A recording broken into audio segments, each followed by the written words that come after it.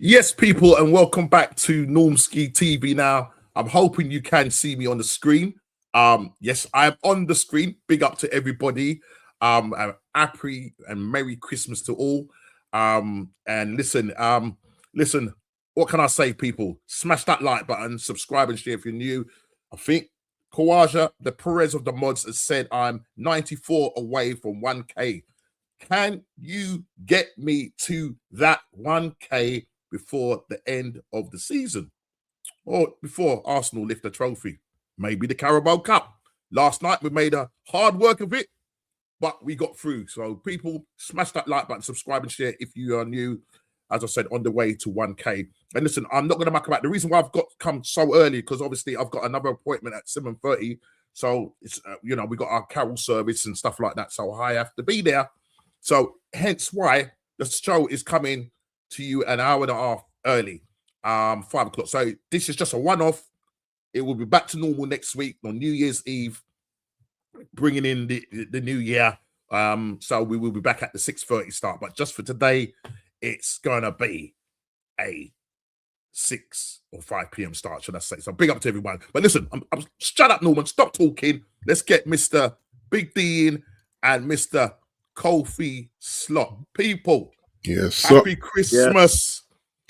Yeah. Happy Christmas to one and all. And as you part, guys, some people, you might be viewing me. I think you might be seeing 2 screens.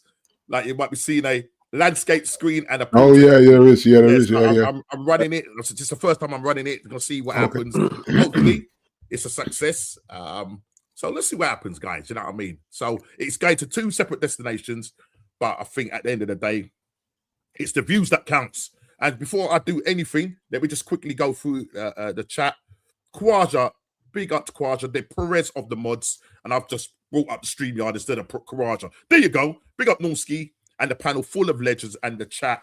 And good evening to everyone. And say, smash that like button and subscribe as you go. And I've said to Kawaja, you are the Perez of the mods. You are 15 people in the building so far. How many likes have we got? 5. Let's get that up to 10 quickly, guys. Let's get that up to 10 quickly. Also, let's who's this now? 1 like so far. We know that's not true now because it's going to be more. Wahaha. What you saying, brother? Good day, gents and chat. Merry Christmas and happy holidays. I'm off to my dad's for dinner, so I won't be with you. Have a good stream. Listen, big up for you coming on. I really appreciate it. 31 people in the building, 32 people in the building. Come on, get those like buttons. Get it up to 30. There's 32 people in the building. Let's get it up to 30. But before I do anything, I don't know if I've had somebody's what do you call it? Hold on. Oh, let's get that off. Right, okay. Right. So hopefully you can see that. This is that's what I want to get to. I want to get to AFC. Big up AFC always. Big D Kofi. Big up wishing your family a happy Christmas. Yes, big up yourself, man. Looking forward to the old turkey, the large capon, chicken, ackee and saltfish. You know how it goes. Big D, I know you're one of the man. Already in mind. Things, you know what I mean? Views on sports. Big up to you every time. Merry Christmas. Enjoy the fried dumpling, the kalaloo, the ackee. Boy, I'm telling you, D, I went out to the shop today. Mrs. sent me out shopping this morning, bro. Big up to Shane. Miss Shane's big breakfast show. Miss Views. I was out having to go and lug on myself, go and buy ackee. Ackee, a tin of ackee now. £9.99. Yes, it's a mad one. What? Yes, yeah. £9.99 for a tin of ackee. It's a mad one. What we doing here? I still run it though, no. I still run it. I still bought it even though I was vexed. You know, there was that's hard times, bro. Listen to terrible. Me, man. Man, you know what I mean? But big up every time. AFC Arsenal fans celebrate the last night of disgrace. Second half was atrocious. Listen, we're going to talk about the first half was good. Second half, mate. Listen, as I said, this is not sustainable in my title. You might see my thumbnail. We went with something a little bit different. I will be talking about the new comic edition that I'm going to be doing. Big up to. I don't know if I've had a raid, but even so, if not, I've got 34 people in the building watching at this present time. So listen, it's fantastic. It is absolutely fantastic. Let me just quickly go through. Subscribe to Views every time, doing his intervention show every morning or afternoon, should I say. Big up to Kawaja from him. News. Martin Tap. Big up Merry Christmas, Norms. Get the panel to your family and have a good one. Definitely gonna have that, mate. The wife, she's doing some lovely ribs, man. Some smoky ribs, some barbecue smoky ribs. Looking forward to that. My mouth is watering right now. She's gonna be putting a big cape on chicken in the oven tonight. Slow cook, you know what I mean? We got some oxtail. We got some oxtail going on there as well. I just am oxtail. I making people's? Yeah. I just clapped oxtail, bro, before I came on the stream. Oxtail, rice and peas. You're brother. Don't fall asleep on me now. Don't fall asleep on me, 13 pounds a kilo, you know, no. No, yo, listen to me. Listen to me. Well, listen, I'm talking about what I'm eating and what I'm doing and all that. Let me get to Big D. I know you, D, you're looking a little bit tanned up and everything. Just come back from Egypt, man. So how's the trip been, man? How's the trip been? Yeah, the trip was safe, Norms. Like much needed rest, even though I did shoot 3 rounds of golf as well with some very cool people. Yeah, it was good. It was good. We had delays coming and going, which happens a lot now with the flights. But apart from the delays, man, the trip was solid, man. Landed like early hours in the morning, so that cold weather didn't lick me hard when I got to the airport. Today, it's cold out there. Yeah, it's cold, brother. It's cold. You know what I mean? Cold. But, yeah, man. Just grateful to get away with the missus and just chill out. Well, she chilled out. This is what it's about, babe. That's what it's all about, bro. Recharge and go again. You know. You know that, man. You know that. You know that. Big up, man. Swinging the clubs in Hurghada. I was just by the Red Sea. He's asking where I was. Just by the Red Sea, man. Did you go in there? Did you go in there? Nah, brother. Too busy just living life, innit? You know. I thought he's gonna hold the rod, Moses and thing, and just hold it across there. Hold the rod and spread the Red Sea and thing. Yo, D, what you got in your hand, man? What you got in your hand? Pause. It's the rod. The rod. You know the one. But Kofi, what you say, man? Big up to you, man. What you say? Yeah, all good here in Norfolk, Norwich. You know, we've done our Christmas shopping and ready to go for tomorrow. Yeah, man. So having a full English. Full English. In the morning. Full Irish. Full English. Not full Irish. English in the morning. That's the one, bro. Go for that, bro. So everyone is ready to go, and hopefully it'll be a good day and to enjoy, you know. Yeah, no, for real, man. Martin Tap just saying Merry Christmas to you, to you and family. Listen, it's a season of jolly, or is goodwill. It really? Goodwill to all men. When you're supporting Arsenal, man. Come on, jeez. When you're supporting guys. Full season of jokers. This is Kawaja. He said, D, this is my Manchester United versus Newcastle United combined 11. Le Mans, because obviously you're playing on Friday. Yeah. Well, the only team playing. How's that possible? Well, makes no sense, does it? Are you away to them or are you away to them or at home to them? Yeah, so the question on. Whoa. I think we're away. I can check that now. I think we're away now. Whoa. Without Bruno. Whoa. Without the maestro. No, it's at Old Trafford, bro. Oh, so Old Trafford, okay. Yeah. It's an 8 o'clock kickoff, Old Trafford. Boxing Day game for Newcastle United. But we're the only ones, though. I don't get it. We're the only ones on Boxing Day. On the Friday, it's crazy. It's crazy. I thought they said there was no Boxing Day games. That's what I thought as well. Yeah. Yeah. Well, obviously, maybe this is a rearranged one from. I don't know. This might be a rearranged one. Who knows? Who knows? But people, let's get into it because I would say I've got to go and sing some Christmas carols later. So you know them ones. I don't want the missus on my. So, bro, you know how it goes. Ye gentlemen, forget it. Listen, right, you've got your menu in front of you, guys. You've got your Christmas menu in front of you, and we are going to look back at the Premier League, the weekend review.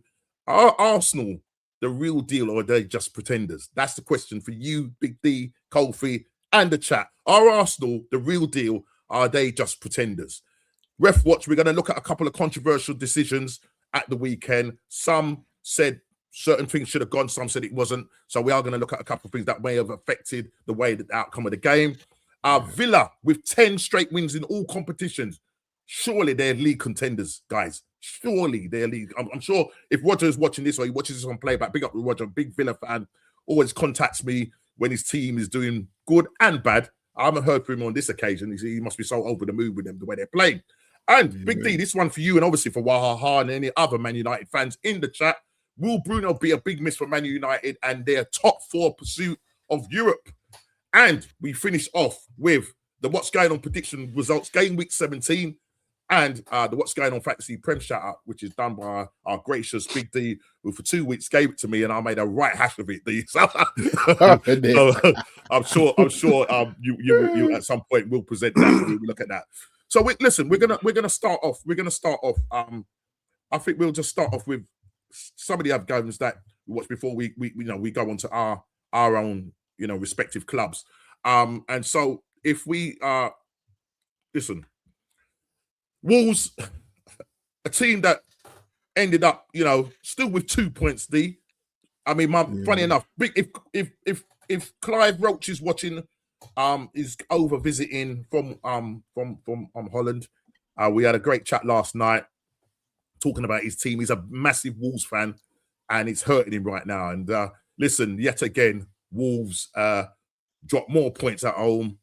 Don't know what's going on. I don't know what's going on with their striker. This can be probably one of the worst Premier League sides. Will they? I'm sure they're definitely going to be going down. They're obviously going into Christmas with only 2 points, guys. Just quickly, what are your thoughts on it? And is there any hope for them? Is there any hope for them?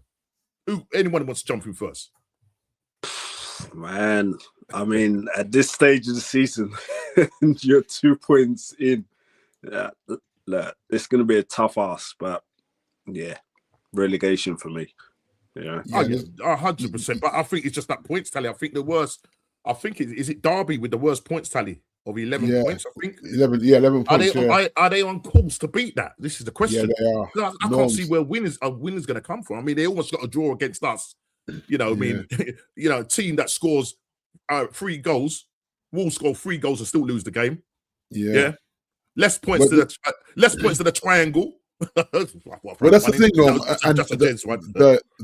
I think the minus 28 goal difference has them already relegated, in my opinion. Yeah, the minus 28 goal difference. There's no coming back from that. I mean, there's no coming back from that. Seriously, no, definitely. And I wonder, but you know what? Yeah, go on. You know what? I bet you they come to Anfield and screw us up with something. It always happens. I can't see that happening. I can't see that happening. Man. Trust me, the way sometimes we're going. Now you must have found a bit of form, man. You guys are 5th now, Kofi. You know what I mean? You guys stable the ship. You know what I'm saying? Yeah, we were shaking the last. I think it was time added on against Tottenham, and they were. Yeah, but listen, we'll come to you. We'll come to your game. So. Don't jump the gun, my brother. You know what I mean? All right. Right. AFC Burnley, or should I say AFC Bournemouth 1, Burnley 1. Listen, I think Burnley are going to end up joining Wolves. They're struggling, aren't they? I think that they are absolutely struggling. And I just think that's going to be the case. You know what I mean? My guy, Ariola's, Bournemouth are kind of hit and miss because they ended up drawing that game, and I think their last game they drew. I think because I had gone for, I think this was game week 17. I think I went for Bournemouth to win this 2-0. So they seem to be drawing. They drew against you guys 4-4. Do you know what I mean? But listen, that was at Old Trafford. So is Newcastle a tougher, team or what? I don't know. We'll see what happens. But I'll say definitely Burnley are going to be the other team that looks like is going to join them. Do you know what I mean? Norski, Big D, Kofi. Before I forget, Merry Christmas. Every time, man. You are the Bergkamp, Kawaja the Perez, and you are the Bergkamp, mate. You know what I mean? And you tell these people in the chat, whoever's watching, get those likes up. Come on, people. You get the traction for this channel to get out there. So please get the likes up, subscribe and share if you are new. As I say, I'm 94 away from 1K. It's been a long, hard road. It's about the destination. It's not about the journey. It's about getting there. You know what I mean? Some managers will say it's about the destination, but for me, it's about the journey, not light bulbs. Not pickpockets, not Anfield, playing Anfield songs at our training ground and all that, you know what I mean? Yeah. So, you know what I'm saying? Man said with hope in his heart. With hope in his heart, you know what I'm saying? The same. Yeah, but listen, let's come on to your game then, Kofi. Tottenham won, and obviously we put out a poll on our chat to see who was available for the 5 o'clock session. I see 3 of you here. I don't know whether JP or Ez with his little young one, trying to still get those baby grows down there, them Arsenal baby grows to him. So hopefully I can sneak them in and give them to my niece. You know what I'm going to say? But look, whatever happens, I'm grateful for you guys, your time that you're taking out, and big up, as I said, big up to the chat for supporting us all through this year and onwards and upwards for bigger things in the new year. But we will talk about the Tottenham game. And Tottenham, just listen, they just can't buy a win at home. You know, Big Chilly's not here to defend his club, and maybe he's probably right that he probably stays off because it's quite embarrassing as it goes. Listen, Tottenham have 2 men sent off. Should have been a third man. Yeah, Robbie C. Listen, bro, big up at Guna_SC. Listen, I wish I had Robbie's money. Yeah, he keeps calling me Robbie C. Though. Do I look like Robbie Live on AFTV? Come on, man. You know, I think Big D looks more like Robbie Wow with his beard and all that. You know, take that beard. No, but isn't he clean shaven? He's clean shaven, Robbie. He's clean shaven. Yeah. Just imagine him with a beard. Same Barlett and thing, you know what I mean? Just imagine who would have been what's this? That be the potato guys laugh out loud. Yeah, man, you know what I'm saying. But big. Okay, let's get in the mighty ears. What are you saying, Daddy? Daddy is money. Money. Yeah, come on, that's it. People in the chat, ready? Just put in there, money. That's what Ez is, yeah. And people in the chat, please put in there. We must get Ez's boy. Ez is the big Chelsea man. We must get him an Arsenal baby grow. Yeah, so put it in the chat, guys. Yeah, put one in the chat if we should get Ez's Arsenal baby and Arsenal way. Just put everybody put one in the chat. Yeah. I know what he's gonna do. I know what he's gonna do. He got him in the chat. He's going to get his boy right. No, there you go. You can't see it. Oh, you want it all. You know what? Want it all. Yeah. Exactly. Yeah. You are removed. You're removed from the panel. What are you talking about? He's already wearing trophies. Stop it, please. Kingship. How dare you? You know what I'm saying? Can't say that on the other side yet, Normski. Oh my God! Is that how you're going now? Is this how you're playing now? Is it? Oh my God! He was the biggest. No, I'm telling you, this guy was the biggest Arteta defender. Now, man, see, I mean, he's seen reality, people. He's seen reality. But listen, let's talk about the Tottenham game. Look, 2 sending off. Xavi Simeone, obviously, a rake down his fellow countryman Van Dijk. They review on VAR. It's definitely a sending off. Ref Watch looked at it. It's definitely a sending off. And then you had the Romero. He got a second yellow card, and they go down to 9 men. But should they have been down to 10 men? So to 8 men, because bro, that tackle on Isak, who now looks like he's not going to be featured for the rest of the season. Broken leg. Yeah. What we're saying, a broken leg, probably better than that, because when he went down and the tackle on him was like a scissors thing. I thought he'd like open up his the knee. I thought the knee would go. Yeah, I mean, initially when he grabs, I think he did grab the ankle, but it looked so twisted that his knee probably would have popped, But I mean, the game wasn't great in the first half, and second half came to life. And when I'm saying Salah, when he's not in that team, the rest of the team come to life. They come to life. Yeah. And Ekitike, Wirtz, and Isak combined. Florian Wirtz is starting to find a little bit of form now. Ekitike, I'd love him in the Arsenal side, but the problem is that he'll probably come there and still end up playing like Glock and Eze, because for some reason their powers get zapped, when they come to Arsenal. So I don't know whether he would do well at Arsenal, even though I love him as a player. I think he's a great player. Scoring goals, 2 goals in that game. It was 2 goals. Did he score both of them? No, he scored 1. So that was the other game. Sorry, tell her like it was the other game. So it was Isak, with that one. And just saying, with Van der Ven doing that tackle on him, should he have got sent off, guys? Ez, do you think he should have got sent off? Or is it because of the fact that he scored the goal and they just sort of said, well, because he scored the goal, do you know what I mean? Yeah, no, I've seen it. I've seen them before though, where the goal's given and the decision's made. But I would personally give it because of the danger. We're not talking about the intention here. No matter how dangerous it was, he wasn't in control. You can give sympathy. Anyone that's played football, you can see that, you know, I doubt he's gone in to hurt him. Yeah. But you know as well, you've got to get this right. Or if I don't, I've also got to take the consequence as to the fact that I didn't.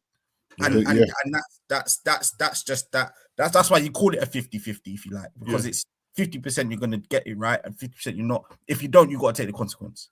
If you do, you get all the credit. Wow, what a tackle! You know what I mean? So funny enough, on Ref Watch, you know, I think it's Jay Boothroyd. He was sort of, you know, talking with Dermot, and Dermot was, you know, Dermot can be very kind of like, well, you know, a bit hit and miss, in it.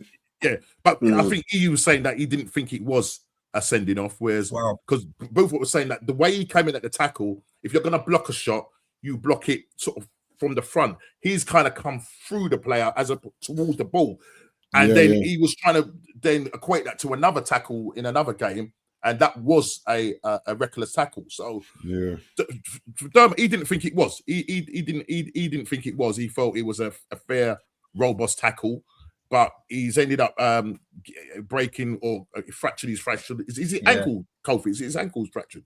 Yeah, it's a fracture. They said combined, so it could be fracture with ankle. I don't know. So is he out? Is he out for the rest of the foreseeable? Well, he's December. So season over, isn't it? Yeah. I mean, he's been really unlucky with all the moves are not, you know, the moves not going through. You know, when he should have, that being disrupted with preseason. I think he's only scored like, is it 3 goals for you so far? Yeah, he's on 3 goals so far this season. So what's your plans? Yeah, what's your plans then going forward? Because now that you've lost him, Gakpo's still out injured. Salah is off to, or is at AFCON, scoring the winner for Egypt the other day. Yeah. Are you gonna be looking at, you know, getting in another player? I know you was linked with the Bournemouth player Simeone. But he looks like he's gonna go to Man City.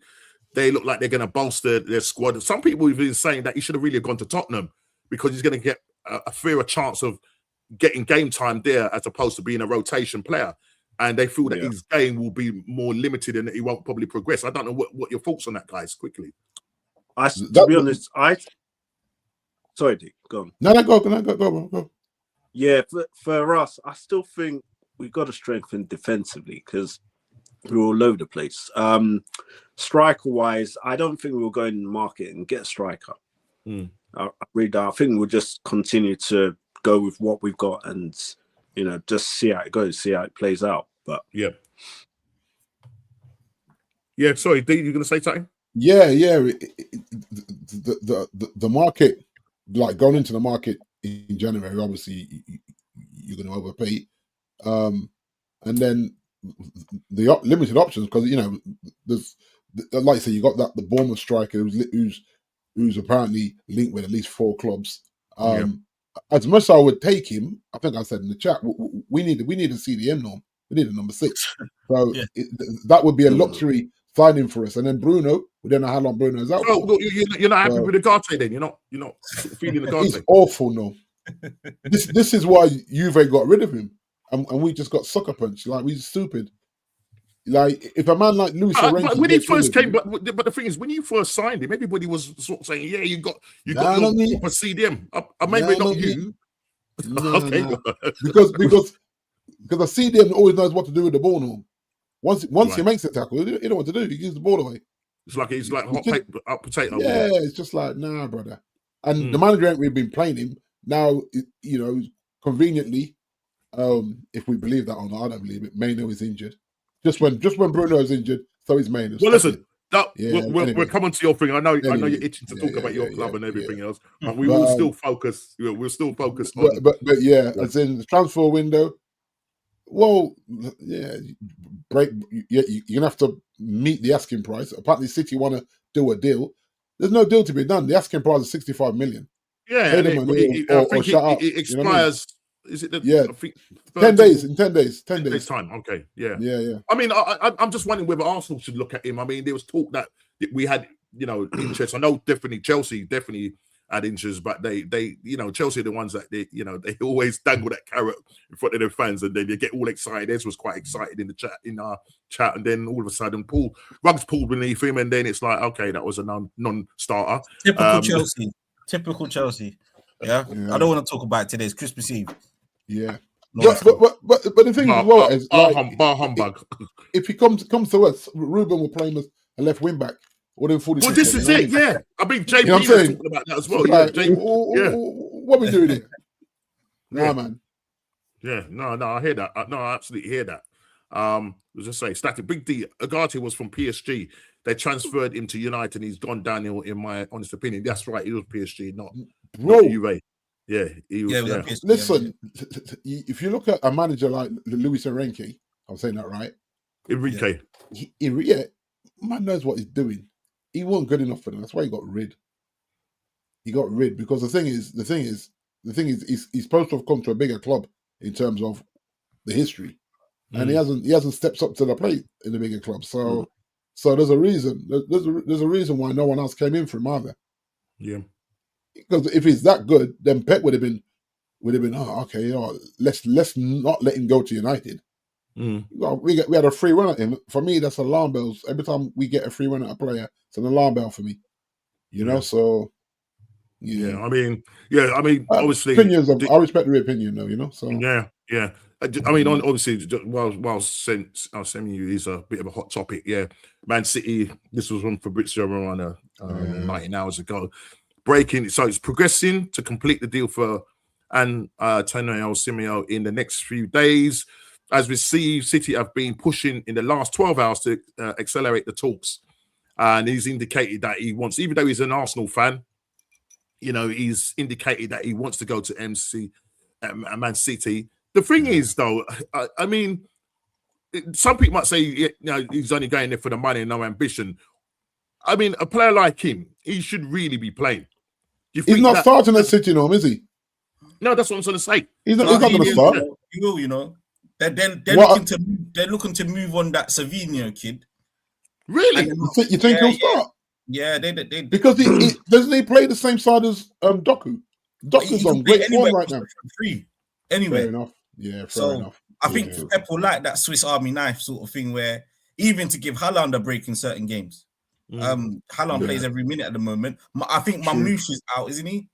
Yeah, he's like AFCON, isn't he? Yeah. So I mean, I don't know for sure, but all of a sudden you get rid of Savinho, that rotation opportunity is there. Yeah. Where I don't think he goes there to sit on the bench. Not. I don't think any other forward offers what he offers. But this is what I would say to you guys. If we were gonna go in the January market, get him and get a Adam Walters from Crystal Palace. I would take both of them, just because of what we've lost now between AFCON and the injuries. But I don't see United spending a light 180 million in January. I don't see it. But to get him, he's a luxury player for us at this moment in time when we need a 6. So if you're going to get me a 6 and he's coming as well, then. But once he says he wants to go to City, then you don't really want to play. Look at that. I mean, listen, AFC. Yeah, I mean, look at this AFC saying that Semenyo and Doku on the wings, folding in the 10, Ireland up front. Yeah, that's mad firepower, isn't it? Yeah, do you know what I mean? That is crazy. Yeah, Mamouche is still at Man City, but Semenyo will definitely compete with Doku. Yeah, fair enough. Yeah.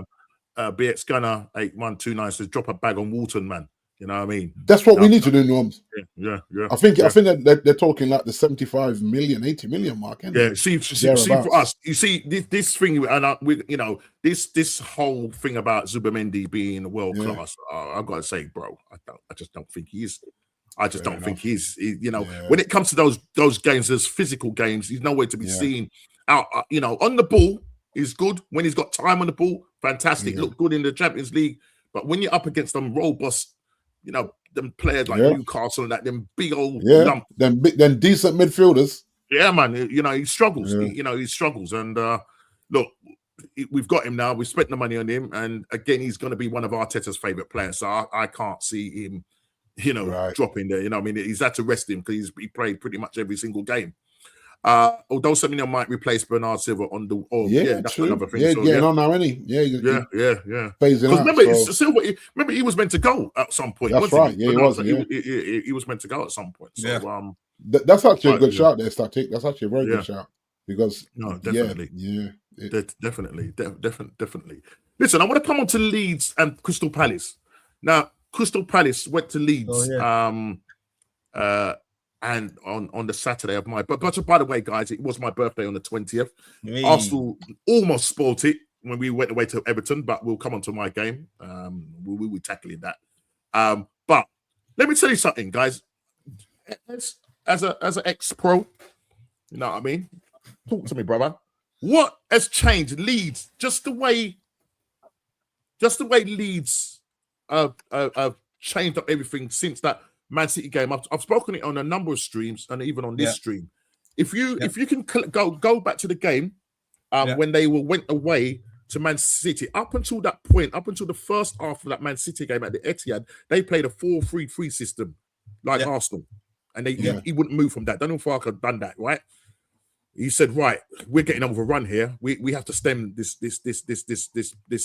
blood flow because it's getting out of hand. We're losing blood, metaphorically speaking." And he goes and moves to a 3-5-2, brings on Dominic Calvert-Lewin, who's right now having a purple patch right now and doing really well. Man is schooling them. Right. Now, let me say this now, he's banging goals better than he's looking better than our front at the moment, our attackers. I'm not going to lie, people. You know, people, at one point, we was linked with him, and I say, no way. I'm not saying that I would take him. It's just that he's having a purple patch, but it's just it's what Daniel Farke has done with it. And since Daniel's done that, he's beaten Chelsea, who went there after drawing with us with your 10 men. And I thought, that's just going to be an easy walk in the park. But you go there, you get beaten, it's 3-1. You Liverpool, you draw 3-3 with Liverpool.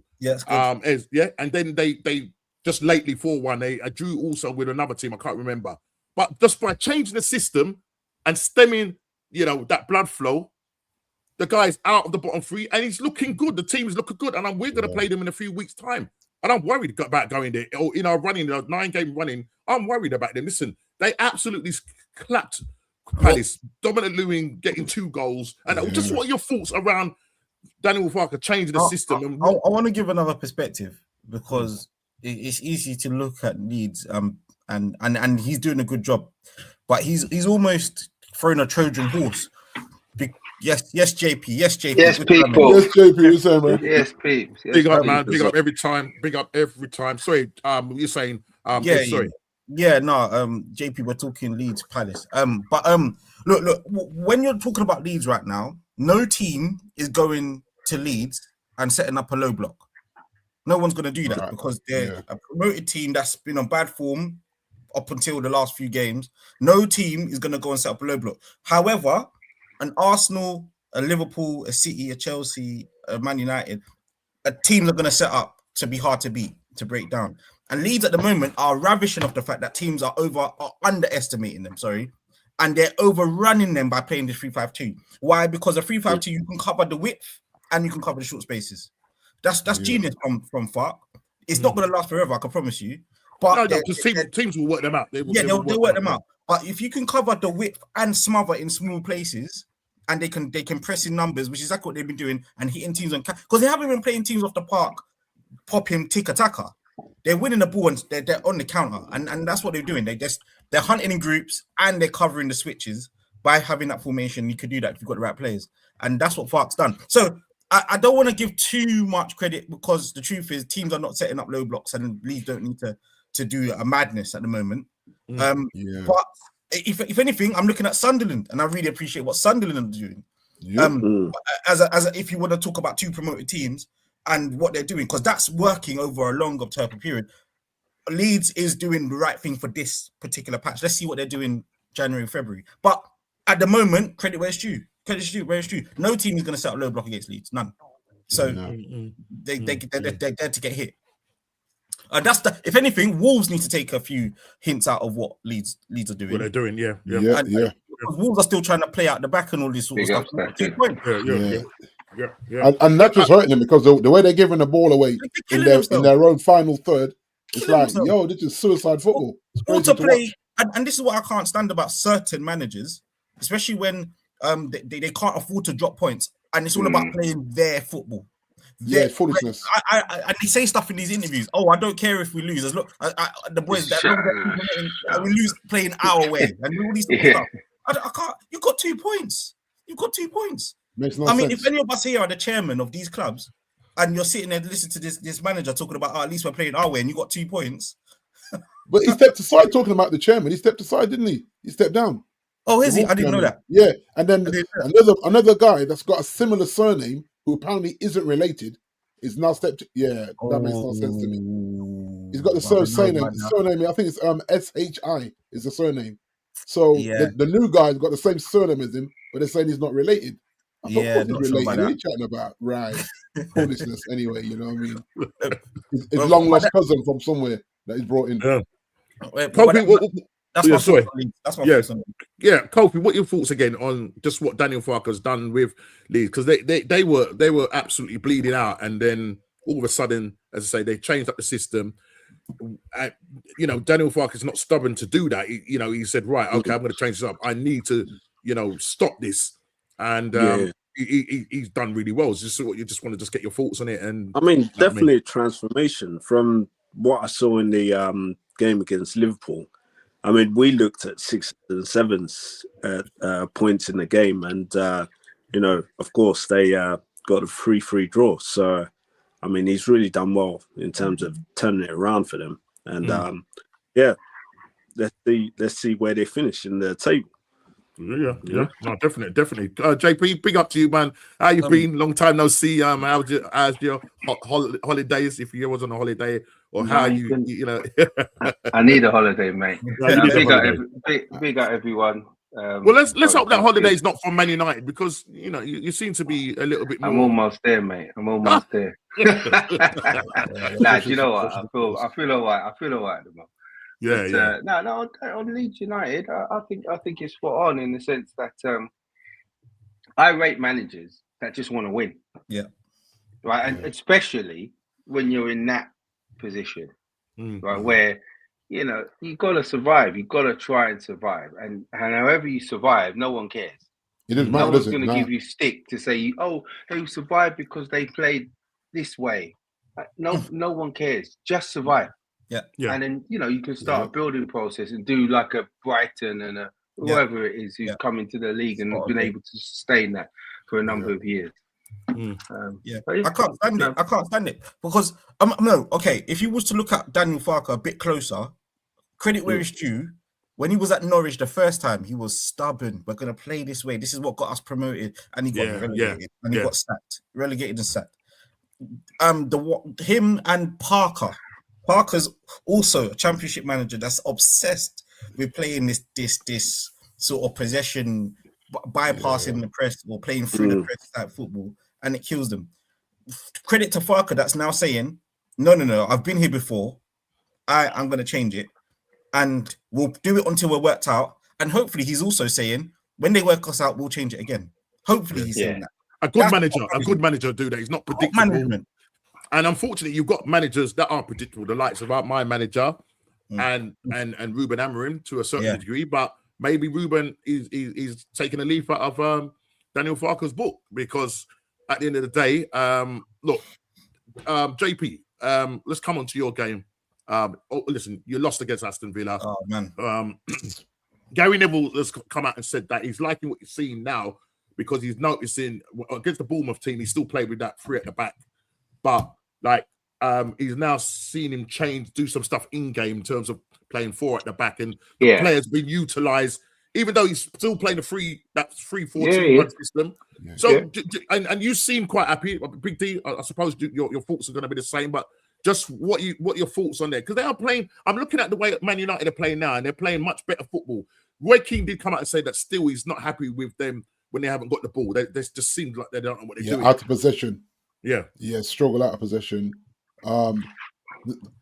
Obviously, we've scored way more goals. Like if you look at last season, 44 goals in 38 games. I think we're already at 30 something goals in 17 games. So straight away you see the improvement there. Defensively, we're expecting kids to keep bailing us out. The kids are still learning their trade, is in Yoro and Aiden Heaven. Even though I think Aiden Heaven's been decent, I think we've left Yoro exposed, guys. Like it's easy to criticize a young kid, right? When he was playing well, there was no criticism. Now you push him. I think he's better on the left, but obviously he's favouring Luke Shaw on that left of the three. But I think Euros look better to me on the left. Something says, does Amin have a plan B? Yeah, his plan B is to eventually play Kobe eventually when he comes back from injury. Apparently, that's what is going on with it? Is he got a future at this club, guys? Because the way he's treating this guy is just unbelievable. This is what I would like to say to Kobe. Like, and this is a hard thing as a professional footballer at that age. Try and ride this out, because if he's saying it's just a storm, and he's saying Kobe's got to do better where, better in training, better as a individual, on and off, whatever. But if you're not getting minutes, it's hard to say he has to do better, because you can only get better in a game situation. If he's a good trainer, now apparently he is. They say that he trains well. He's not this one sleeping in and coming late. So if he's a good trainer and he's not getting minutes to try and get himself settled, I'm not saying he's going to start every game. He's 20 years old. And, Ruben alluded to Wayne Rooney holding bench and Ronaldo holding bench in the early days. Yes, they did, but they both got minutes. Fergie gave them minutes. Yes, they might have started on the bench, but they both came on and got at least 20, 30 minutes on a game. You can't give this man 4 minutes and extra time and expect this man to just bed in and start cooking in midfield. Even though he's had some half-decent cameos, it's not enough. So at 20, people will say the kid needs to be patient. And I'm like, yeah, you know what? And then the brother ain't happening with the silly T-shirt. Now, apparently, they said that Kobe knew about the T-shirt. Yeah. I hope he didn't know about the T-shirt. But if he did, that was a bit naive as well. No. But it's also a bit of a hint to what sort of conversations they're having at home. Yeah, exactly. Exactly that. And the fact that his brother had no filter about how they carry themselves, even in even in whatever, is a bit of a problem. It's the same issue you would have had with Garnacho and his brother. And his brother is right. And all this sort of nonsense. I personally feel like Kobe needs to get a hold of his career here, or he'll end up like a Sancho, where people outside of the football and outside of the pitch are having a negative spill into the reality of or to the world of football. And that's just that. I totally agree that there's a problem with him playing, but you can't be protesting like that. This is what we'll say before JP just jumps in, is that as young players, you got to surround yourself with the right people. I do feel that the manager has mugged him off along with Xerxes. I think Xerxes being mugged off. I think, me and JP, we do kind of disagree a little bit on JP just wants goals out of Xerxes. But Xerxes gives us better control in the games that I've seen him playing. And now he's got to add the goals. So it looks like Xerxes is going to get moved on. It's going to get moved on. This is the thing. It doesn't always work out with a player. But I think I've seen enough from Xerxes in terms of, I think he holds the ball up way better than any of our front lot, including he don't hold it better than Sesko. He don't hold it better than Sesko. Bro, Xerxes is useless. Xerxes had a couple. Xerxes had cameos of decent play. And people are building up Xerxes like he's been like this worldie who just doesn't. He's just unlucky not to score goals. He doesn't like. I showed the stat right in one of the games we played. I can't remember who it was now. Where Xerxes started the football game, right, and his stats where it showed his average position in the game. Because he's getting isolated, Jay. Remember, he's dropping down deep in the midfield. He's on the ball. He's the deep. You can't. If you got his game playing in that team, you can't do what you're doing because you're not Harry Kane. Harry Kane could get away with dropping that. Fair enough, because he's got output. But then he stays isolated because you're not getting you're fed. Not doing nothing. But this team, like, he's not helping the team. That's my point. Like, you got to come in, and like, I don't see this great link-up play and all of this stuff from Xerxes. I've seen him do it on occasions. I don't see no consistency in his game when he's on the pitch. I don't see Xerxes on the pitch making a difference to the team. But then this is what I would ask you: who's improved under Ruben? Then nobody, in my opinion. And I think that's a fair. Yeah, that's why I'm not as hard on Xerxes, because I'm not seeing anybody. Like probably Ahmad to a point. Like Brian and Mbeumo and Cunha look worse than last season under Ruben. They look worse. Right. They play better. Agreed. They play better for worse teams. You come into a so-called better team. You've unbalanced the squad with them, though. In my opinion, you've unbalanced the squad with Bruno Amorim's system. Thank you. I feel like your Bruno's not playing in his best position because you've dropped him into more of an 8. But nobody is. Nobody's in this system. This is what I'm saying. That's the reality of it. You're not getting the best. Nobody looks good. And then we just play in a system. We don't care about players. Yeah. But then I look at for example, Aston Villa, going back to context. Yeah. You know, they've been playing John McGinn right wing pretty much all season, right? Yeah. And it's not because he's a talented winger and he can get down and bomb down. What he can do is lead that press, and he's got legs. Right. Yeah. And if you watch McGinn, he's not the most glamorous football. I don't really. No, it's not technical. Really. But this guy, every minute that he's on the pitch, he gives everything a minute, right? Yeah. So you've got John McGinn on one side, you've got Onana, who's 6'5" beast in midfield. Kamara next to him, another sitting midfielder, and then amazing Rodgers. I'm not even onto Rodgers yet, because then what a player. Because then that's where you drop the quality in the mids of legs. You've got the quality of Rodgers, you got the quality of actual number 9 in Watkins, even though he's not having the best season. No, but even just at that press alone, you're not going to have a comfortable time with them man there running at you. And I think that's what Amorim needs to do. This season, with what he's got in his hand, I think Mason Mount and Mbeumo need to lead your press. Then you drop a bit of quality in Bruno in the 10 behind them with 2 sitting 8-6s. Then United's got a base. I personally think so. We'll call him after the show and let him know that is, please. Just call him. Because he's not hearing nothing, bro. Honestly. You're getting overrun every game. Every game you get. That's what I'm saying. And the thing is, I understand that Kaz is getting on, but Kaz is our best midfielder at 34 years old. And how often does Bruno leave him on his own? Because Bruno can't help himself. He's got to get up. He's got to get forward. Jason will see, like we've spoken about before. So you're expecting Kaz again to clean up all the mess, and then you've seen Bruno trying to race back, and then he's irrational. Do you know where you are good? You're good. You're impressive when the ball turns over. You look a bit frightening when the ball turns over. That's why Roy Keane said, without the ball, without the ball, doesn't look good. But when you get that ball, and then that's what I'm saying. I'm way better, isn't it? You when we that's not sustainable. Yeah. You know what? I think in the last couple games, the Aston Villa game, we didn't get overrun. Really? No, not really. No. Let us have the ball though, JP. Don't you think? Two brilliant moments. My Roger. I think they let us have the ball a lot. Even the moments were stoppable. Like, you can stop those. Like they were. You know, I think somebody like, and I think Dee touched on this earlier. Somebody like Lenny, he's got great potential. Yeah. And but you putting him in a side that aren't very good defensively. Yeah. Right. Talk to my language.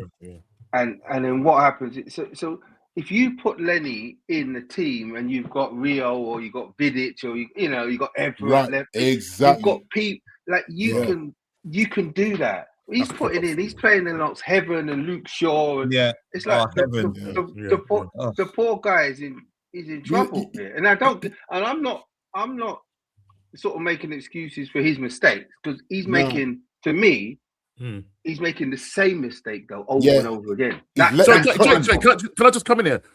Just how you was talking. If we had those likes of those ballers that you're talking about back in the day, he would develop much more quicker. That's my point. Exactly. But do you think at the moment he's not developing as he should? Is he being hampered? Do you think he's getting? Yeah. You know what? A lot of them are being hampered because it's hard to develop in a crap squad, basically. And you have to remember, Norm, 2026. Everyone's playing out of position. JP 2026, we're still going to be on here talking about Luke Shaw in 2026. Not even funny, but that's our reality right now. Because with Maguire's injured, this one's injured, De Ligt's injured. It's like, okay, we got the injuries. You know what? Luke Shaw's been pretty darn good injury-wise this season, though, to be fair to him. But that's the thing, because he wants to go World Cup. So he's pushed away them cheeseburgers and them fries and all them fizzy soda drinks, and he's like, listen, man, I think one of the things under Amorim, though, and the fact that he's got a good history of this, is players don't get injured as much. Obviously, he still has injuries. Yeah. But generally, players, he seems to manage players' injuries well. So they say. Obviously, a lot better than Arteta, but we'll get onto that. But, well, you're seeing it with Mason Mount so far. Yeah, because because under I think he featured hardly. Since he's joined the club. He's been injured most of it. So it's interesting. Sorry, just quickly. Static said, I think Luke Shaw wants to retire at Man United so badly. He wants that testimonial, man. He wants it badly. He does. That's what he's working towards. Just talking about Man United, and obviously there's areas where you obviously need to improve and whatever. But I mean, could that be hampered now with Bruno getting an hamstring injury? Could be out for about a month or so. You've got Ahmad and Mbeumo away at AFCON. Is there another player? Is it 3 players you got away? Yeah, Mazraoui as well. Mazraoui, yeah. So and I suppose the question I'm going to ask you, and again, the chat, please put your thoughts in there as well. Do you think that this will hamper their top four pursuit of Europe? Because at the start of the season, with you're only in the FA Cup, Carabao Cup, and not in Europe, you had a more chance. Amorim had more time with the players and all of that. You remember that's what he wanted, no? So again, mate. Remember that's what he wanted. He wanted time with the players. You get in the time with the players. We should be starting 5th with 1 game a week, being knocked out the cup so early. No excuses, Norm. And it's okay you coming out and berating the players. I have to go back. I did some research, right? Apparently in 2011, the same Amorim publicly criticized his manager, got benched, refused to train. This same Amorim, and then got bounced to Braga in a January transfer window in 2012. The same man. So you're there talking about the academy players and this one got to do better. You did exactly what you're telling them they can't do. Be annoyed with the manager because you feel like you're getting mugged off. He went through it the same way. And so I'm like, bro, like, look at your own history. You was a player before, you was a... And he says he understands. He said he's doing what is best for the team. So he's letting us know, JP, that giving Kobe decent minutes is not the best thing for Man United in this system. That's what he's telling us. So, but do you believe? So whether we agree or disagree, right, with the manager, do you think he's not playing Kobe because he thinks that if I don't play him, I'm going to get a better result? Yeah, that's what he's saying. He said if I don't play him, but what I'm saying is, don't you think that's what he thinks? Because what that's what he thinks. Yeah, that's what he thinks. And I'm not quite sure playing Kobe is going to rescue us anyway. Like we all think he. No, but if he plays Kobe, I don't think he will.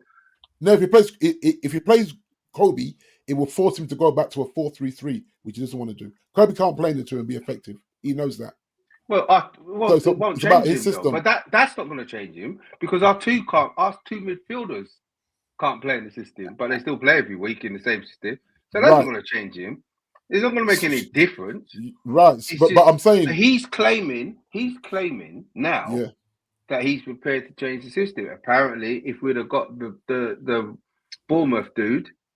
Jason Wilcock has told him to change the system. He was going to, whatever the reason, I don't think he has, but whatever the reason being behind it is, he wants to be able to change that system on his own terms. He don't want to change that system when everybody's telling him he's got to change it. And he's a manager, he's stubborn, they're never going to do it. This is a great opportunity for him now in AFCON. You got all these players gone, and he can make a tweak with the license to do so. And, you know, you saw in the Aston Villa game, as an example, on the ball, often we had a back four. Exactly. And they switched to a back five. But this is interesting. The ball.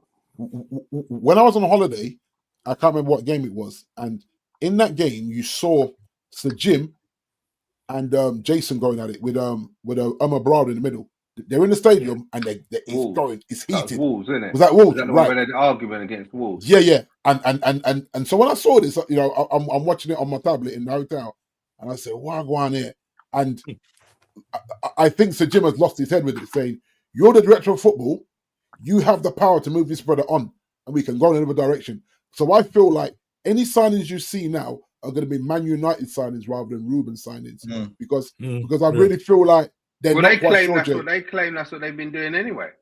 Wow, obviously they let him have an import, but even the ones we had in the summer, I agree with that. Exactly. Yeah, they're claiming that they're Man United, and that's how it should be now.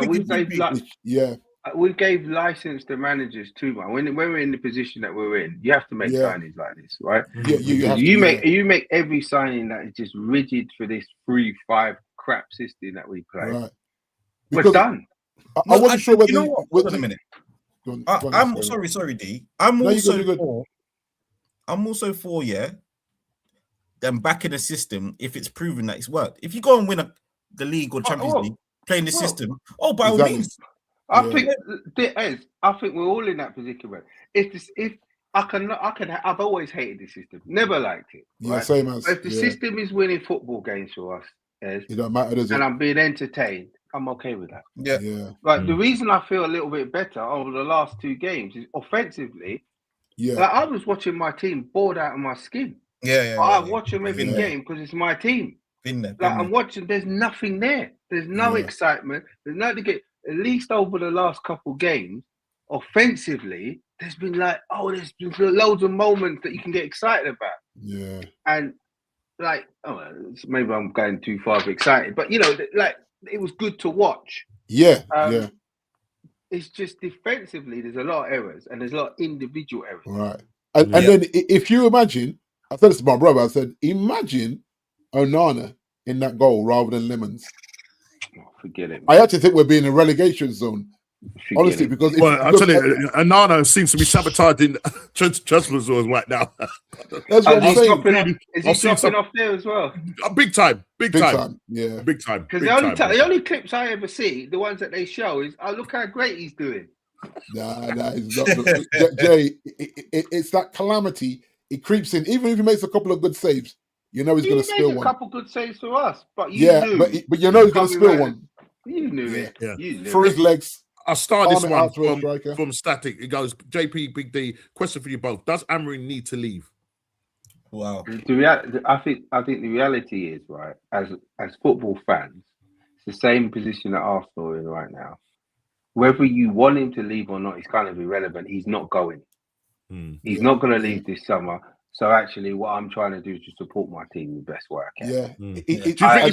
Do you think if he doesn't get you guys into Europe, if he finish outside of Europe, he has to go. Yeah. Because the thing is, Jay, play one game a week. I don't know if and for me, we need to be in Europe, and I don't think Man United out of any, even if it's the Conference Europe, out of any European football is not sustainable for the financials in terms of the way we do business. That this one game a week doesn't cut it, because you have to remember the one game a week, one of them games is away. So you're not getting consistent football at least 2 games a week at Old Trafford or in a 7 to 8 day rotation. So not being in any European football and getting knocked out of the cup early, now we have to get a run in the FA Cup. We can't get knocked out of the FA Cup early. Otherwise, I'm sacking him. If he gets knocked out of the FA Cup early, he has to go. because I feel like you're getting all the training time in the world on the pitch, and you keep failing me. So it's okay telling me that the better team lost today. Did they? Okay. Because the better team scores goals and wins the game. Exactly. Finishes their dinner, Norm. How often we say that, Norm? Finish your dinner. On here, how often do we say that? Finish your dinner, guys. I will come with my team because we don't seem to be wanting to finish our dinner properly. Yeah, but you're winning. You're winning those. Yeah, Jay, I'm hearing it. I'm hearing that, but it's not sustainable. It's not sustainable, brother. Title charge, Norm. Title charge. The W is the key, right? You got to get W's. All right, listen. Okay, listen. Let's stop with the W's. But sorry, just on that point, really quickly, I think he has to get into Europe because Amorim, because I think there was something about Manchester United get something like over 4 million every home game. Right. That's mad, you know. Whoa. Right. Yeah. That's a lot of money. That's a lot of bread when you're saying actually it's all we've got. Like we didn't even get a home game in the Carling Cup or whatever, Carabao Cup. Right. Yeah, that's we didn't even right. got a home game in that. Nope. So they've lost out on everything because of this guy. Money, man, hemorrhaging. You know what he did in the final of the Europa League was criminal. Yeah, the way Man United played that final and lost to crap Tottenham side. Yeah, Chile. He's lucky. Chile. He's lucky to survive that. I mean, even Tottenham knew they were crap. Like I'm not even telling them nothing they didn't know. But this is the thing, Jay. Tottenham won it and fired Ange. They won it. Got into Champions League football and still fired Ange. Listen, he kept his job, and it's like, okay. Amorim wouldn't have his job now at any club. Nope. Big club. None whatsoever. Europe. Not Premier League, in Europe. It's the same for Arteta. Why people think that Arteta would go to Barcelona and do what he's doing now? Any big club. He won't survive this long without winning. Listen, why are these big clubs not looking at him? We'll come on to us.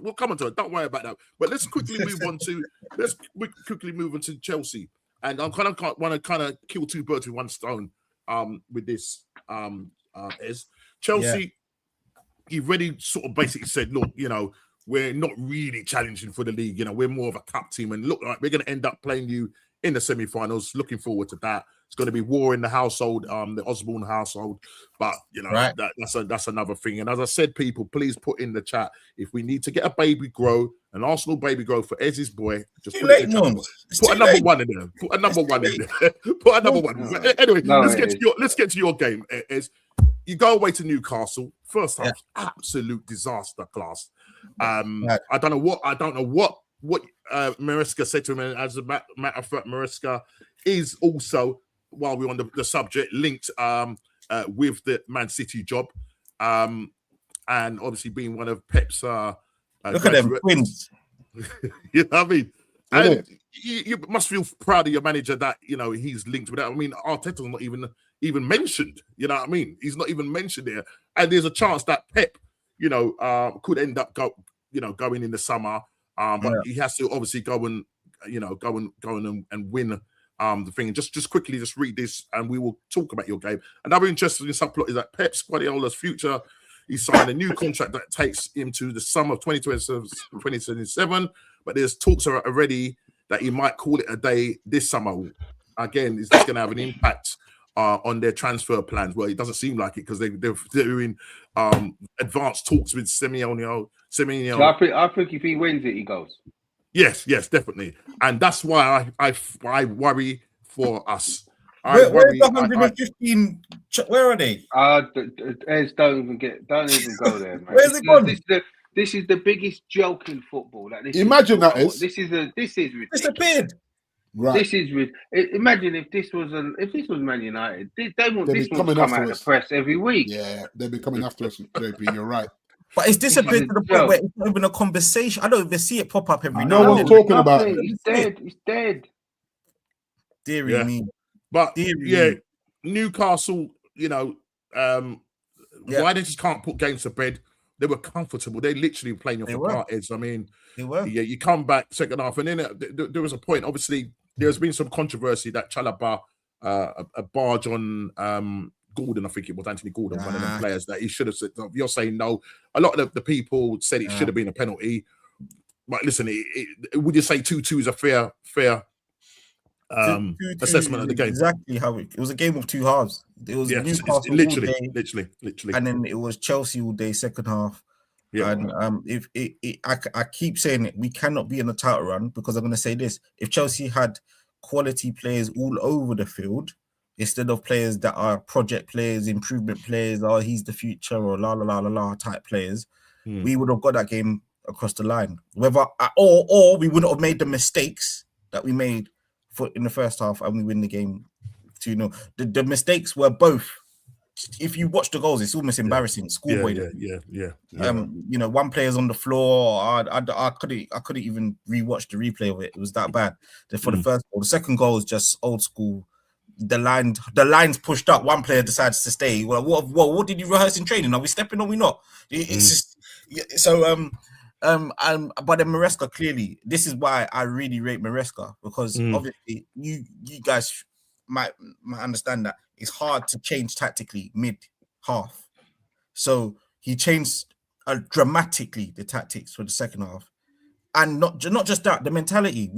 Maresca said they're taller than us. They're going to win the first ball, but you can win the second. And we won every second ball. Forget it, you have the first one. Well, you have the first ball. We'll win the second one then. Because if we try and win the first ones, well, you've got 6'7", but Dan Burn, whatever his name is, a dunk. I can't remember.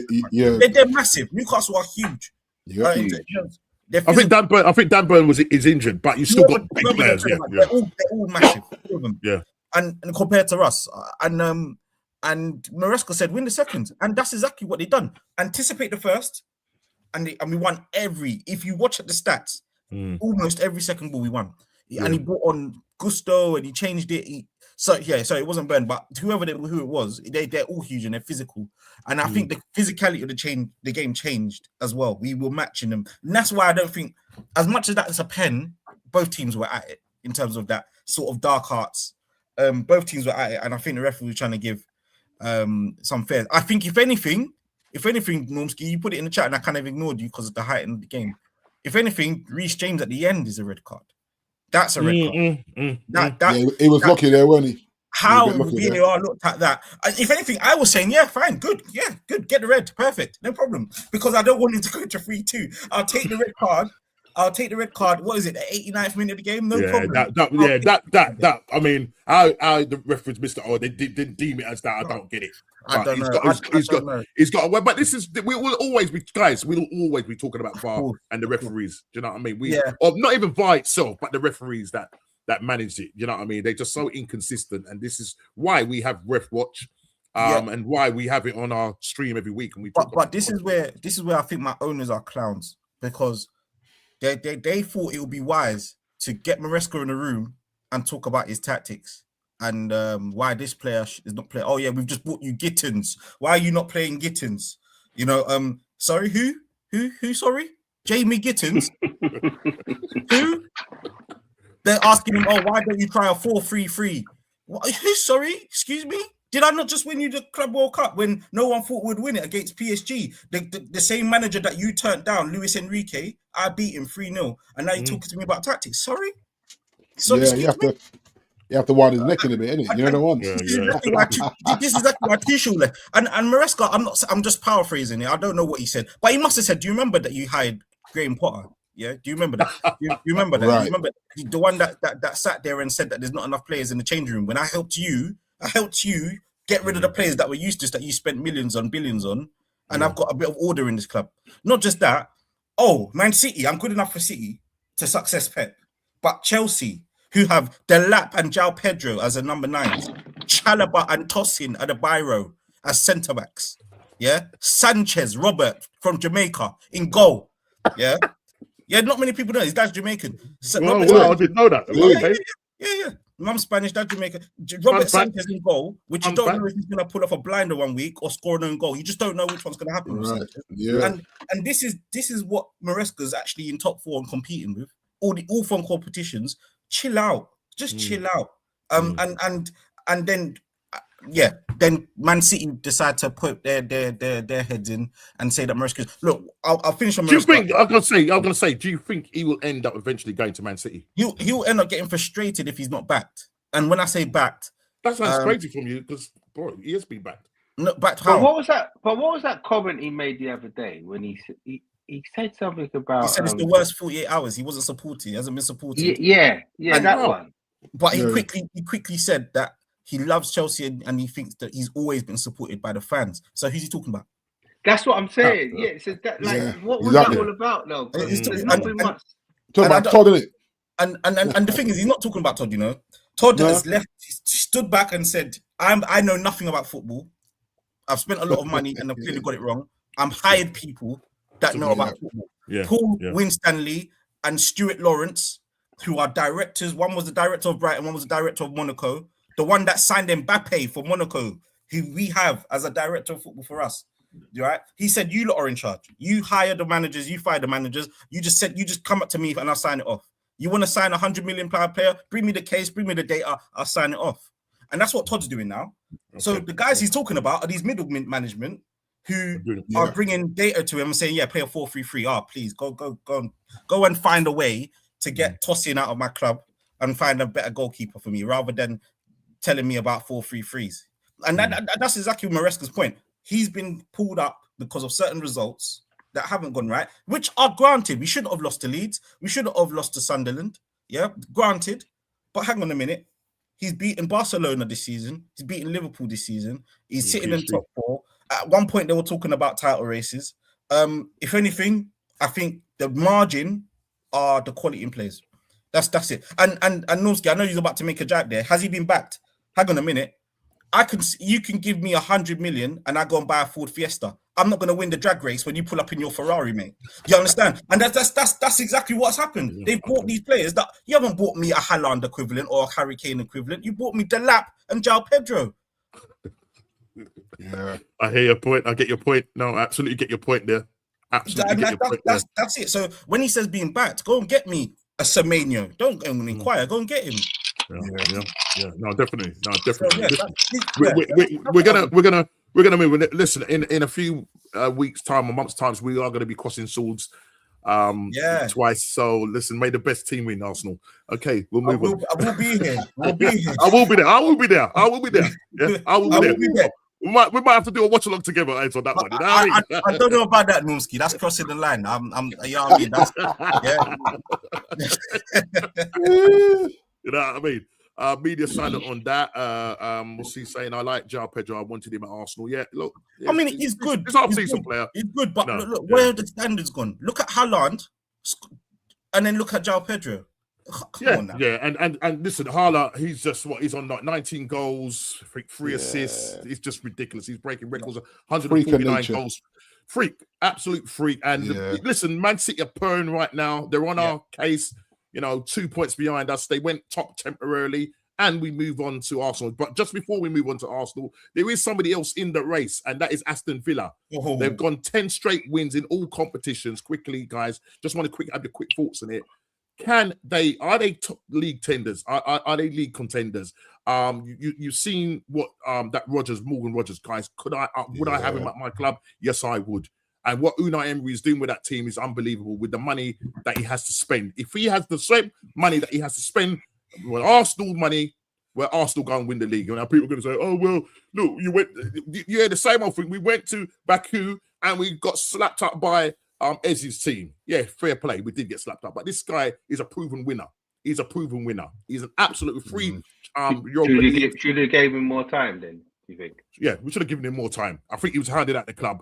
And the narrative is, people, that Arteta came and he took us from a dark place. Finishing 8th twice, bottling top 4, bottling the league at 8 points. You name it, the list goes on and on.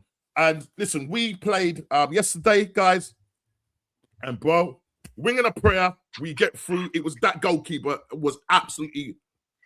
I thought if this goes to a penalty shootout, there's only one team going through, and that's Crystal Palace. The same thing that happened when we played you guys. Remember, you had 10 men in the FA Cup, Jay, and at the Emirates, and your goalkeeper just put out the stick. And I was thinking, if this goes to penalties, and what happens? We get knocked out. we get knocked out. But I've decided to come up with I've decided. I've just lost where I'm in the chat, boy. There's so many people in the chat. I've decided to come up with a new comic book edition. Here we go. There we go. Yeah. The lucky Arsenal. Last night, listen, AI is a great tool, guys. Get using it, man. If it's used in the right way, it's a great tool. As you can see, we got through. You can see Odegaard. It's a miracle. He saved us. Listen, that's what AI. I just gave him the words, and he came up with this. Listen, guys, the way we are playing. Now, I'm talking about all the games that we've played in so far. You know, we've only scored the last 3 games. We've only scored 1 goal, and that's from a penalty. The rest have been own goals, right? We cannot sustain this going for the rest of the season, guys. We can, because it's just like our attack seems to be toothless. You got this meme going around the party. Martin Odegaard, pass the ball, Martin, pass the ball. This guy is meant to be some creative. Listen, we created in that first half. Yesterday, we created in that first half. We should have put that game to bed. We just didn't. We just could not finish our dinner, as Big D said. We couldn't finish our dinner. Crystal Palace grew into the game. They made changes, attacking changes. The same with the Sunderland game. They made attacking changes that end up drawing the game 2-2. The Chelsea game, you're down to 10 men. You had Reece James running the show. We allow pressure to come on us, and then we falter. This is a worrying pattern, in the last 3 or 4 games. And this can't continue. We can't sustain this. And the season is still long. Yeah, we still got another 20 games to go. Yep. We're not going to be able to do this, guys. I mean, you watched Arsenal. You saw them yesterday. If anybody watched the game yesterday, you saw us against Wolves. Yeah, Wolves scored 3 goals and still lost the game. Yeah, it's crazy. What are we doing here? Arteta has to let these guys play off the handbrake. I know, JP, you said a win is a win, a W is a win, but is it playing like no? But JP, playing like this is not sustainable, man. That's what I'm trying to say. Yeah. It's not. You can't play like that and hope that you're going to get away with it. We said it with Liverpool. Remember the first 5 games, right? Liverpool was scoring last-minute goals and everything, and then after that, they went on a game where they didn't win in games for about 6. I think it was 7, 8 games. Yeah, just nosedives. Yeah. It's but yet they're above us again, Norm. Bro, what it just says? What does that say about Man United? You know what I mean? Well, anyway, I mean, what does that say about Man United? Big up Gianni, big up every time. Merry Christmas. Yeah, big up Gianni. So, guys, just what are your thoughts on Arsenal and what are we doing here? That's what I want to know. What is Arteta? Why is he allowing these players to play with the handbrake on, or is the players scared? You know, I mean, when you look at our midfield, Norgard, Moreno, who yesterday was dreadful, apart from 1 through ball, this guy just constantly on the floor. I don't know what Ethan's got to do to get a game. A couple of games ago, when Madueke scored those 2 goals in the Champions League against, I think it was against what was it? Who was it? Was it Bruges? Was it Bruges? Yeah, I think it was Bruges. Yeah, it was Bruges. Yeah. I was going to say Bayern Munich, but it was Bruges. You're right. And then he doesn't see the game until now, where he gets a start. You know what's going on? Why is Arteta? We know that Odegaard is his favorite guy, and he's going to constantly play him. Yeah, but what does Odegaard bring to the party? He's so predictable. 4-3-3, 4-3-3, 4-3-3. He makes changes like for like, no difference. He's hampering what Glock is doing. Glock is not getting the service. People are having a go. Go on. Norman, you sound like, right, you know them spoiled children who's going on luxury holidays. They're going on luxury holidays. JP, but they're vexed at the one place they wanted to go. Class flight. Their parents decided they're going away instead of going wherever it is they wanted to go. Listen, you try seeing your manager changing like for like, and you're losing games. Right. And he's still going like for like. And he's still changing defenders. He's changing defenders. But JP is defender for defender. But is it sustainable? That's the question. Well, look, put it this way. What's the time in the Premier League now? 17 games or whatever it is we play. Yeah, 17 games. Top. Yeah. 17 still games. Top. That's halfway. That's basically halfway, is it? Almost. Yeah, nearly halfway. Yeah. No, but as I said, more squad rotation required because he does run these guys into the ground, and that's why we got the injury problems that we have. Havertz is now coming back. Seems like he's been rushed back. I mean, at one point he was not due back until mid-January because he had a setback. Now all of a sudden he's now training. I don't know about this injury stuff, yeah, and I don't know, and I don't know. I just remember when players used to play 38 games every season, and pretty much 90 minutes of that 38 games every season in worse conditions as well, and that was applauded. And now it's everyone needs to be wrapped in cotton wool. I'm not talking about the sort of injuries where someone's been clattered and they've got a broken leg, and I'm not talking about them. I'm talking about these players that perhaps they're not looking after their bodies outside of training regimes. You know, the sort of routines that we're talking the elites go through. I'm not going to eat that. I'm not going to do too much exertion. I'm going to do extra stretching. I'm going to go, you know, I don't know if players are doing that, Norms. We can't answer. But I get the feeling that the amount of injuries that we're seeing across the board isn't just because football's moved on. It's still football. It's still kicking the ball around for 90 minutes. Do you understand? It's easier. It's easier. It's not even as physical as it was back in the day. If you see some of these post-games massages these guys be getting, man, and these boots they put on, these big spaces. You know what I mean? I don't know. I think Arteta's cut from a certain cloth that he demands his players to push themselves to be the best for their club. And if they are getting injuries, well, your team should be in a place where it should be able to rotate, and you shouldn't notice too much. You should.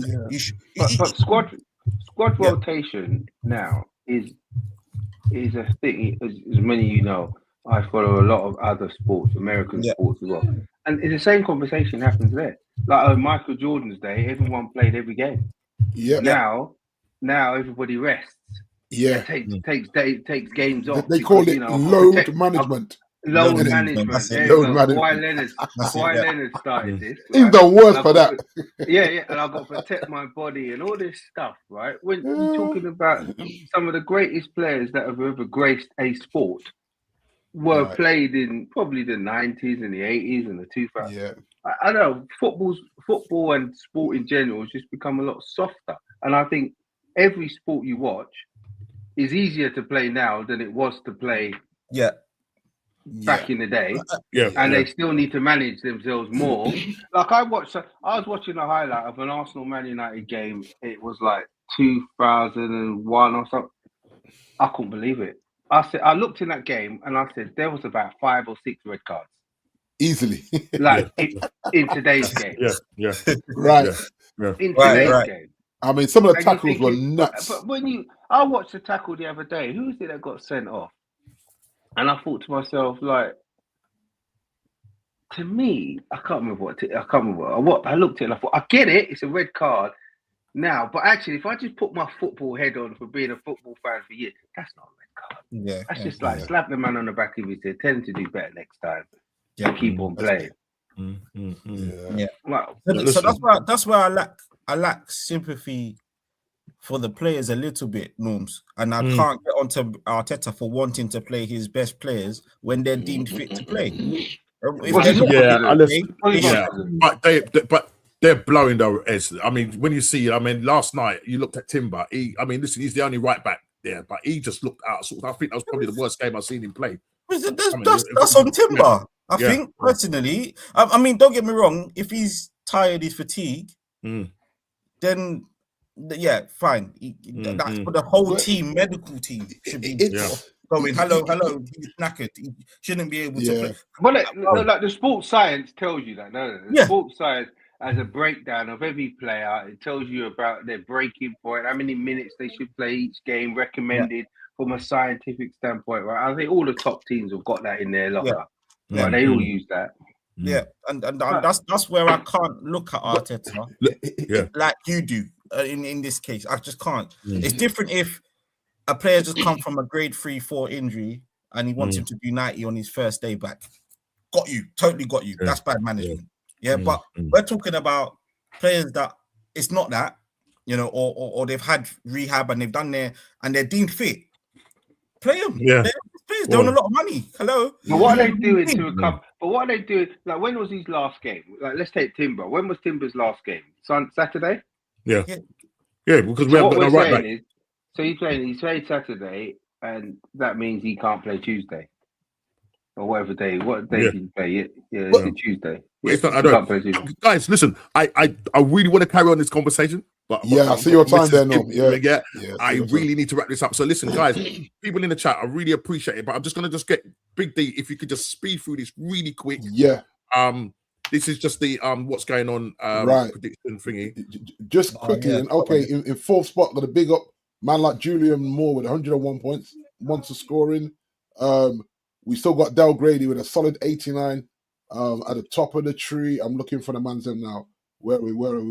Where is we got Andy in 94 points in 11th. Where's it? Yep. I think I'm about 14th. Yeah, no. Where's Malcolm X? That's my missus. So we got Ez in 13th, 79 points he scored there. Me behind Ez in 14th, 84 points. Malcolm X with a lowish 57 points, which is not a bad. Yeah, she didn't do too. Yeah, but she wasn't too pleased with that. Kofi's dropped down to 19th with 54 points. But yeah, man, still competitive. Del Grady is still the man to lock down. Wow. Yeah, and he's 1,036 points top of league right now. So you've got a little bit. Let me just quickly. Last thing I'm going to share with you is this one here. This is the prediction league table. The leadership board has changed. Big D has come on. So as you can see, JP's right down there, still on 6 points. He's looks like he could be heading with 2 forfeits, last season's one and this year's one. JP, the only I think D and Kofi getting the match outcome right, but not the exact score. So Big D takes the lead. Look at them blues. Look at them blues. Look at them blues in a row. So big up to you, Big D. Well done for that. Big up to everybody. Big up to everybody. Listen, in the chat, I'm really sorry for rushing this, but if not, I'm going to get left. The missus is waiting by the car. I need to get myself out of here. But listen, people, I want to say happy Merry Christmas to everybody in the chat. You've been absolutely brilliant. Yourself, guys. Merry Christmas. We came earlier than necessary this week because obviously I've got other plans, obviously. So that's why I'm not around. But listen, big up to everybody. Please smash the like button, subscribe and share if you are new. On the road to 1K. Hopefully, as I said, I'll get there before the end of the season. I just want to say a big thank you to, even though the new year hasn't come, but I want to say a big thank you to Big D, JP, big thank you to his massive thanks to Chili, who when he can make it, big thanks to you. We will be back to normal times next week. I'm sure we're going to be talking about game week 18. We will be back to our normal time. But I just want to say to everybody, big up to everybody. Have a Merry Christmas. Don't eat too much. And let's come back, ready to go for next week. Take care. And when I can find the thing, God bless.